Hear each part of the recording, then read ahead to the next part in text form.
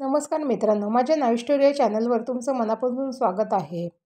आज पुन्हा एका नव्या गोष्टीची मेजवानी घेऊन आलो आहे. प्रेम नगरातील सर्वात बेस्ट कथा तुम्हाला सांगणार आहे. अतिशय रोमांचिक आणि हृदयाला पाजर फोडणारी ही कथा तुम्हाला नक्कीच आवडेल. तसेही प्रेम नगरातील गोष्टीतल्या प्रत्येकाची ओळख मी गुप्तच ठेवतो, तशीच आजही ठेवली आहे. मित्र हो, माझ्या अत्यंत जवळच्या मित्राने त्याच्या जवळच्या मित्राची जी कालच मला सांगितली ती तुम्हाला सांगत आहे. त्यावेळी नुकताच मोबाईल या प्राण्यांचा जन्म झाला होता आणि मार्केटमध्ये नोकिया नावाच्या कंपनीने धमाल माजवली होती. अशा वेळी आपल्याकडेही एखादा फोन असावा म्हणून निशांत आपल्या मिळणाऱ्या पगारातून थोडे थोडे पैसे वाचवत होता. कॉलेज संपल्यावर लगेचच कामाला लागलेला निशांत अतिशय हुशार, देखणा, आवाजात गोडवा, सडपातळ बांध्याचा आणि एका क्षणात मुलीच्या मनात भरणारा होता. त्याच्या हसण्यात आणि आवाजात एक वेगळ्या प्रकारची जादुई चमक होती. इतर मुलांपेक्षा सर्वच गोष्टी तो अग्रेसर होता. आई, बाबा आणि छोटी बहीण नीना असा त्याचा सुखी परिवार होता. हिरवागार निसर्ग आणि चारही बाजूंनी उत्तुंग अशा पर्वताच्या मध्यात असणार निशांतचं प्रेम नगरातील सुंदर लोभसवान गाव होतं. छोटी छोटी कौलारू घरं व घरापुढं शेणाचं सावरलेलं सुंदर अंगण, किती वर्णन करावं तेवढं कमीच. तिथं सकाळ पक्ष्यांच्या किलबिलाट गुंजून जायची आणि दुपार पारावरच्या गप्पा गोष्टींनी रंगायची, तर संध्याकाळ देवळातील आरतीने सुमधूर होऊन जायची. प्रेमळ आणि जीवाला जीव देणारी मेहनती माणसं अगदी एकोप्याने इथं सुखाने राहत होती.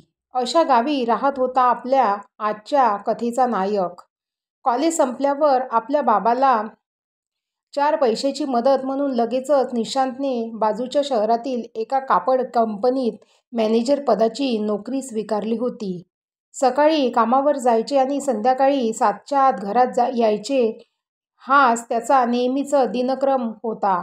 3,000 महिना पगारावर काम करणाऱ्या निशांतला आता कामाला लागून 6 महिने लोटले होते आणि पुढच्याच महिन्यात दिवाळी लागणार होती. पण आपल्याला वर्ष पुरे न झाल्याने बोनस काही मिळणार नाही हे त्याला ठाऊक असल्याने तो बोनसच्या आशेवर मुळीच नव्हता. पण मनाच्या कोपऱ्यात एक बोनस मिळाले तर बरे होईल अशी लुकलुक करणारी चांदणी टिमटिमत होती. तसेही 6 महिने आपल्या पगारातील 500 रुपये साठवून 3,000 रुपये बाजूला ठेवले होते. कसेही करून त्याला या दिवाळीत नवा मोबाईल घ्यायचा होता. ते त्याचं स्वप्नच होतं. दिवाळीचे फटाके सर्वत्र वाजू लागले. दिवाळी आली आणि निशांतच्या कामावर मालकाचे बारकाईने लक्ष होते आणि त्याच्या प्रामाणिकपणावर खुश होऊन वर्ष झालेले नसतानाही मालकाने त्याला एक पगार बोनस दिला. दिवाळी पहाट सरून आता दुपारही टाळली होती. सुट्टीचा दिवस कसा निघून गेला हे निशांतला कळलेच नाही. आपल्या बहिणीपासून लपविण्यासाठी निशांत मोबाईल सतत आपल्या खिशातच घेऊन असायचा. होय, दिवाळीचा बोनस होताच निशांतने आपल्या आवडीचा नोकिया 6700 विकत घेतला होता. दिवसभर तो आपल्या मोबाईलमध्येच गुंतून असायचा. एक वेळ जेवण नाही मिळाले तरी चालेल, पण मोबाईल हवा. त्यावेळी सहसा दुसरे कुणाकडेच मोबाईल नव्हते. त्यामुळे निशांतचा मोबाईल बघताच सर्व आवासून बघताच राहायचे आणि त्यांना बघून निशांतची कॉलर एकदम ताठ असायची. कुणाला होताच काय, पण नजरेला सुद्धा पडून घ्यायचा नाही तो. टिंग टिंग मोबाईल वाजला आणि सकाळ सकाळ कुणाचा मेसेज आला ते बघणार एवढ्यात पुन्हा टिंग टिंग वाजले. धडाधड एका पाठोपाठ 2 मेसेज निशांतच्या मोबाईलवर येऊन धडकले. हाय संतोष, कसा आहेस? विसरलास का मला? आहेस तरी कुठे सध्या? एकतर अनोळखी नंबरवरून मेसेज आल्याने निशांत हैराण. त्यात मेसेज पाठवणारा त्याला संतोष म्हणतोय हे थोडा वेळ त्याला काहीच कळले नाही. पण त्याला कळले की हा रॉंग नंबर मेसेज आहे म्हणून त्याने त्याकडे दुर्लक्ष केलं आणि सरळ नेहमीप्रमाणे कामावर निघून गेला. दिवसभराचे काम आटपून संध्याकाळी घरी आल्यावर जेवण करून निशांत छताकडे पाहत झोपेची वाट पाहत होता. एवढ्यात त्याला सकाळच्या मेसेजची आठवण झाली. हा कुणास ठेवून एरवी नको असलेले मेसेज डिलीट करून अनोख्या नंबरना ब्लॉक करणार निशांत आज काहीसा वेगळा वागत होता. दिवस लोटला तरी सकाळचे मेसेज अजूनही त्याच्या मोबाईलमध्ये जशीच्या तसे होते. आज त्याला झोप लागत नव्हती. एवढ्यात त्याने आपला मोबाईल हातात घेतला आणि सकाळचे मेसेज पुन्हा वाचू लागला. का कुणास ठाऊक पण आज त्याला तो मेसेज करणाऱ्याबद्दल अजून जाणून घ्यायची इच्छा त्याला झाली होती. अनेक विचार त्याच्या मनात घोळत होते. पण असेल मला कसा मेसेज पाठवला, एखादी मुलगी तर नसेल, असे अनेक सवाल त्याला सतावत होते. लगेचच त्याने घाबरत त्या मेसेजला रिप्लाय दिला. सर, मी संतोष नाही, मी निशांत आहे. आपण कोण? मला मेसेज का केलात? डोळ्यांची पापणी लावायच्या आताच पुन्हा रिप्लाय आला.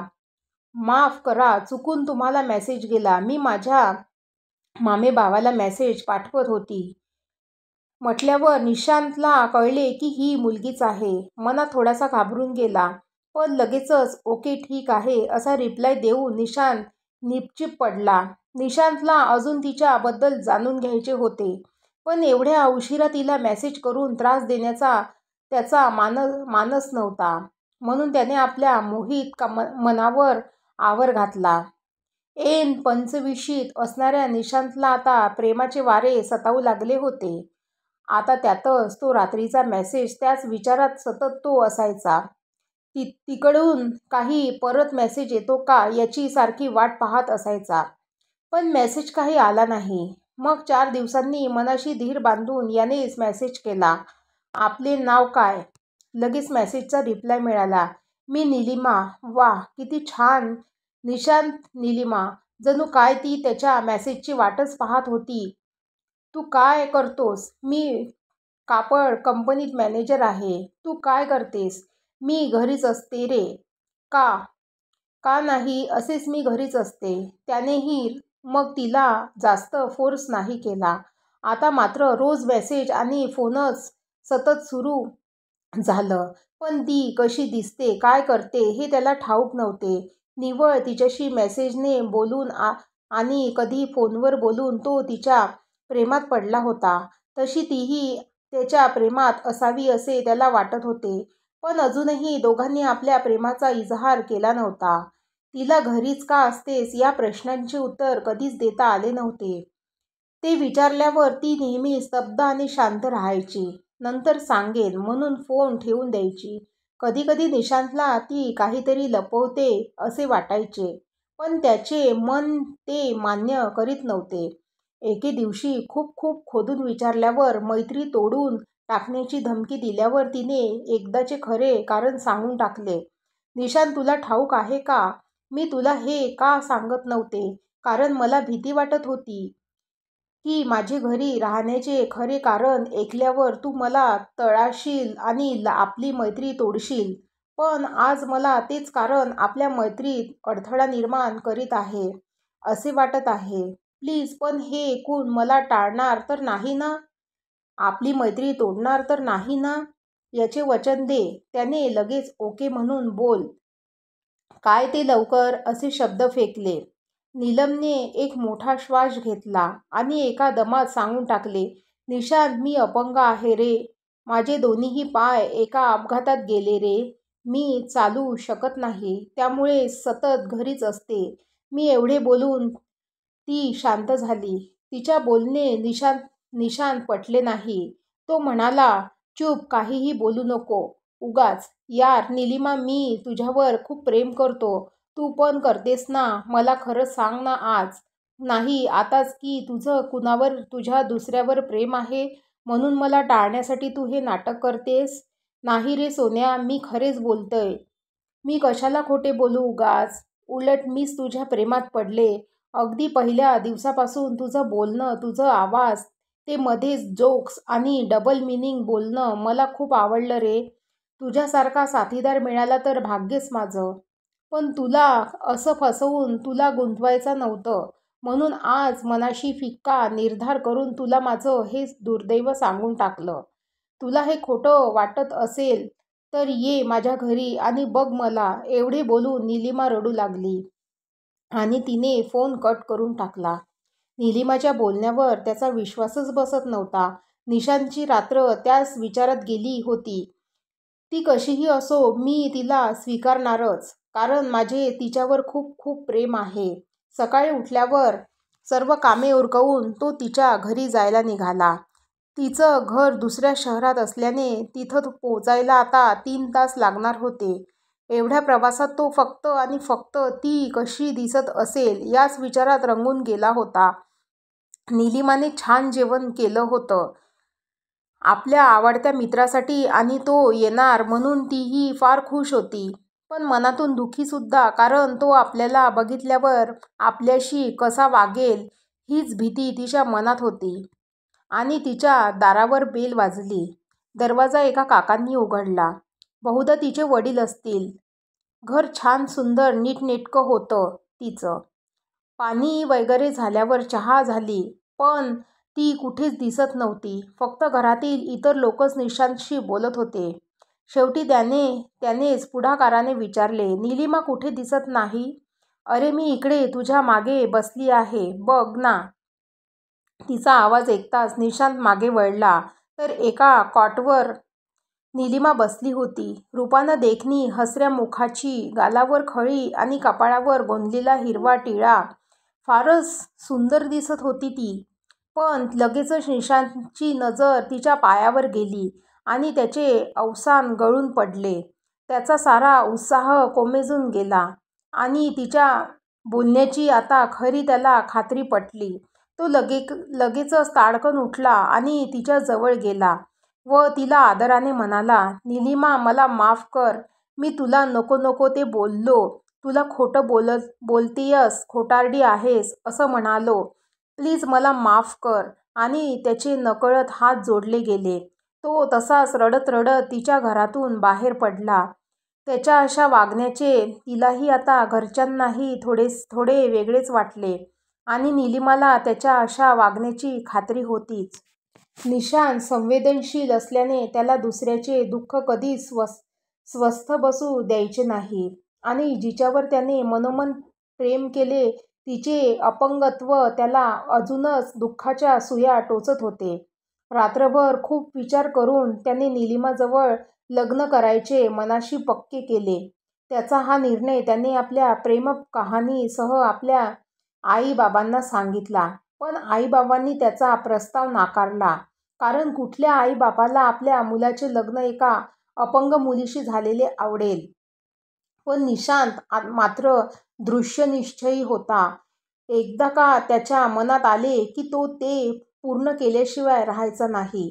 निलिमाशी लग्न करून तिला सर्व सुख देऊन तिच्या दुःखी जीवनात आनंददायी उधळण करण्याचा त्याने ठाम विचार केला होता.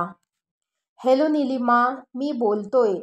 निशांत फोनवर तिच्याशी बोलत होता. मला तुझ्याशी लग्न करायचे आहे. तुझं काय मत आहे ते सांग. मी सांभाळीन तुला.